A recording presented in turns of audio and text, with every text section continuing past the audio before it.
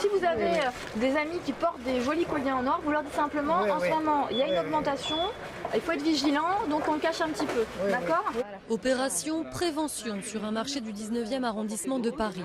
Le public ciblé, les femmes d'un certain âge, mais aussi les plus jeunes, pour leur expliquer de faire très attention à leurs bijoux lorsqu'elles marchent dans la rue. Un conseil qu'elles appliquent parfois déjà elles-mêmes, surtout lorsqu'elles ont été témoins d'agressions. Les colliers, il était en toque, mais comment ça brillait?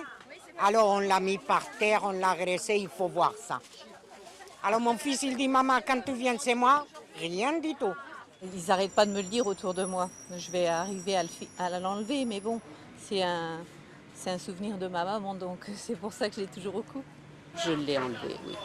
Je me suis dit que de toute façon, pour moi, ça n'a aucune importance de ne pas l'avoir.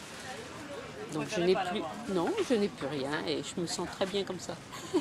Le phénomène est en pleine expansion depuis janvier et avec l'arrivée des beaux jours, les tenues légères laissent plus facilement deviner le butin. Résultat, plus de 1500 vols de colliers en or ont été enregistrés par la police dans l'agglomération parisienne en 2012. C'est 40 € le gramme d'or, donc c'est vrai que c'est plus avantageux pour les délinquants de voler un collier en or qui fait 4 grammes, donc ils auront déjà plus de 100 € dans la poche, qu'un téléphone portable qu'ils vont vendre sous le manteau et qui va leur rapporter que 20 €. La police du 19e arrondissement, un quartier particulièrement touché, a décidé d'enrayer ce phénomène.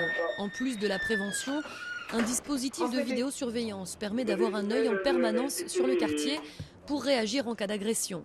D'autant qu'en général, les voleurs ne courent pas très loin. On a affaire à essentiellement une délinquance de proximité et d'opportunité. Pour ce qui est du 19e arrondissement, en grande majorité, on va dire à 70%, ce sont des résidents de l'arrondissement. Et à près de 50%, ce sont des mineurs.